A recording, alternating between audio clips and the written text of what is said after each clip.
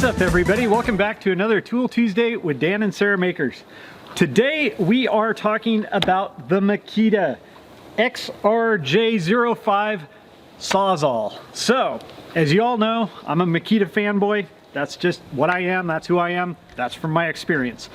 I have had a Makita 18-volt cordless Sawzall in the past, and I still do, obviously. This is probably ranging on 11 to 12 years old. It is the very old battery style. It's a brush Sawzall, and it's not doing it that much anymore. So we'll run that on a board here a little bit later and just kind of compare it. But what we are talking about is the new Sawzall that I just picked up. I picked this up as a bare tool. Obviously you can pick it up as a set, but if you want it really affordable and you've already got chargers and batteries and things like that, bare tool is the way to go. It is a little bit more compact, if you can see. It is brushless, which means that it draws a little less power. It's a little bit more efficient. You don't have brushes wearing out. It has a dual speed selector with a lockout button on the back. So if you're cutting wood versus metal or plastic, you can select that speed so you don't have to feather the trigger and use the speed control that way. It's got a couple LED lights to illuminate your cutting path, and it also does have a removable and adjustable base plate shoe here. So depending on what you need to do, you can adjust it in or out. You shouldn't run the Sawzall without the base plate, but that is an option.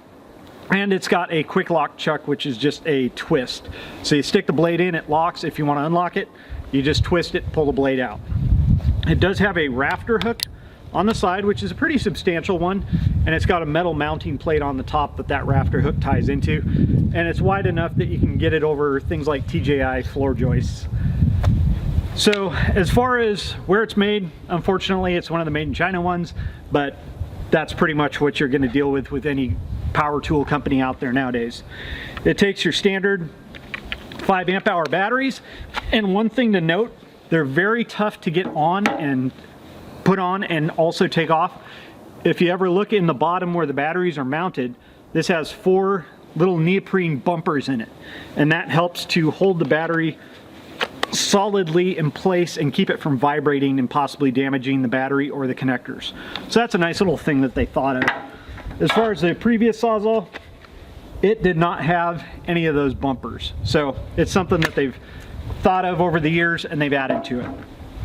So as far as the tool itself, it's got 2 speed ranges. It has the low speed, like I said, it's got the selector on the back here. Middle is locked where it won't operate. To the left as you're pushing it, it goes into the first speed, which is maxing out at 2,300 oscillations per minute, and then the second speed is 3,000 oscillations per minute. So it has a pretty respectable speed. As far as the instructions, they're pretty simple, they're pretty basic. The length of stroke on this is 1 1/4 inch. So I know when the Super Sawzall, the Milwaukee corded stuff came out, they were bragging that they had 1 1/8 inch length of stroke.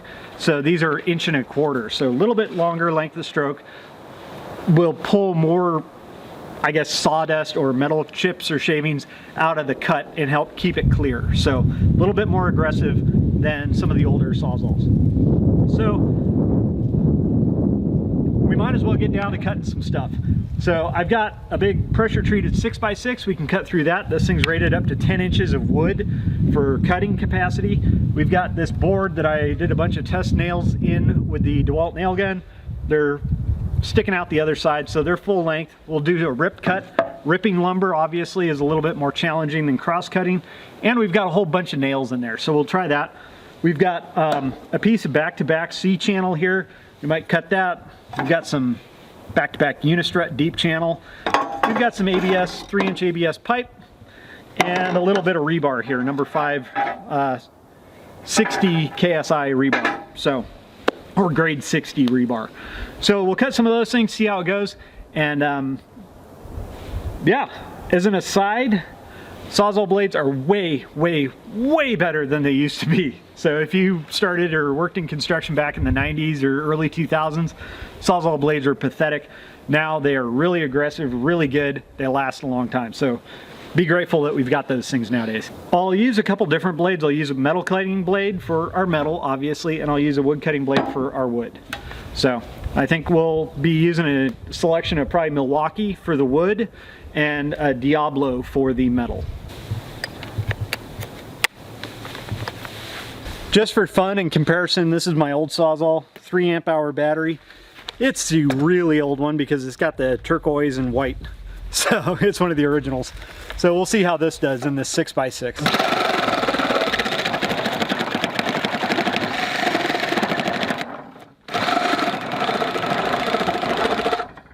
Yeah, it's kind of sad. So let's try the new one here. 5 amp hour battery.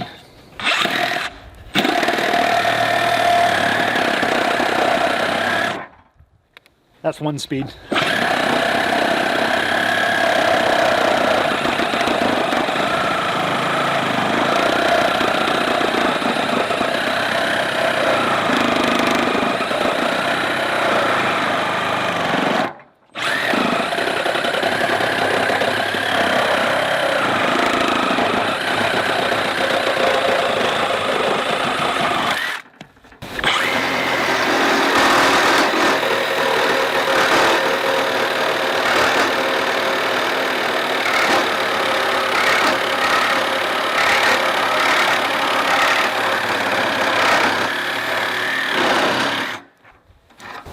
We managed to cut through a bunch of nails here, probably 10, 12 nails. Rip the board. This is about 2 3/8 inches tall, and cut through all those nails no problem. I was really pushing on it, kind of putting a lot of load on it, just making sure not babying it through, and it seemed to do fine. Some plumbers like to rough in using a Sawzall to cut their ABS pipe. So let's get that. So it works. It's not my preferred method, just it leaves a lot of burrs and it's not necessarily the straightest cut, but it cuts fast. This is a fairly good sized back-to-back channel. It's got reinforced blocks, welding them together at a few points. I'll cut just past that point, and I'm going to be using this Diablo blade. It's a 9-inch blade. It's for medium metal up to 5/16 inch thick. So we will give that a try. And away we go.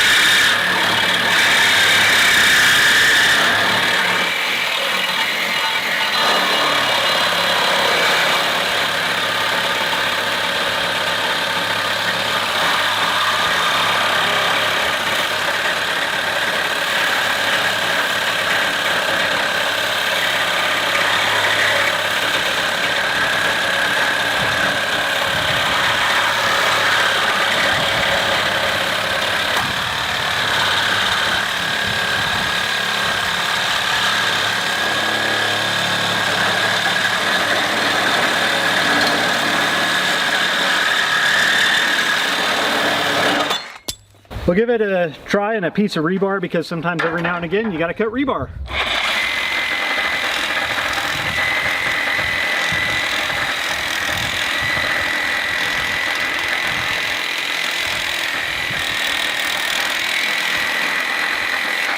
Let's see if we can do this without it falling off the table.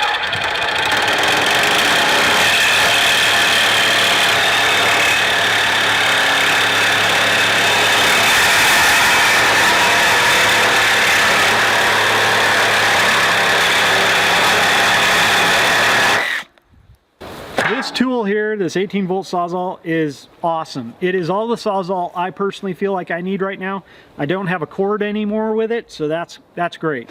They do make a 36-volt where it takes two 18-volt batteries version of this, but personally, like I said, I think that's more than what I need, weight-wise, capacity-wise. So this works for me. It's an awesome tool. It's got the corded power. It runs plenty long, and I've got plenty of batteries.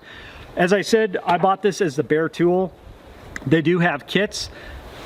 Because of a lot of people asking us questions on what type of tools we're using, where to get them, how much they cost, all that kind of stuff, we've started an affiliate link with Amazon. So I list these tools down below in the description with the link, so you can get them if you want to.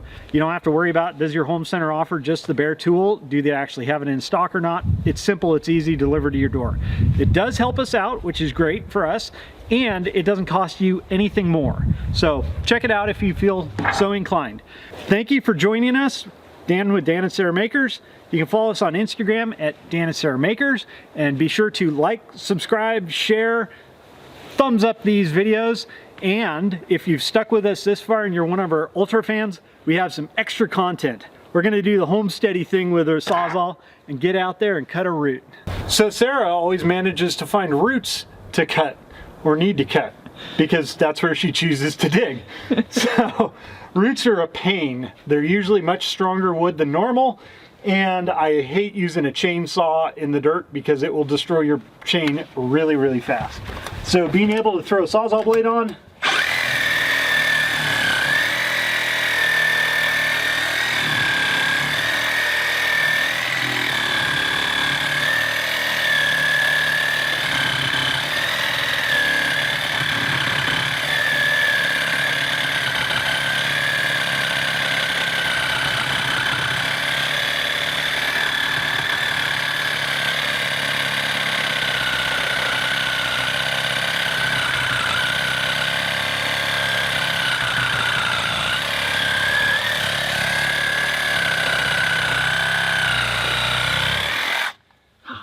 and cut through root is awesome.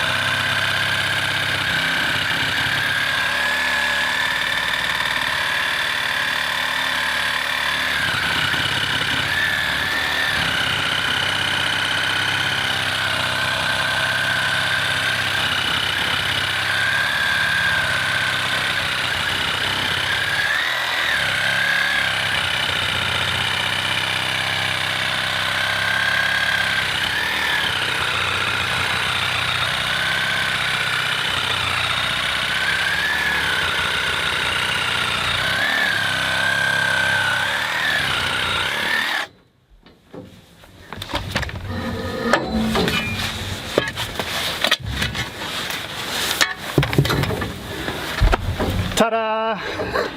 So this is really weird. I've never actually seen this before. The center of the root is up here, and all the rings are concentric going down. That is really weird.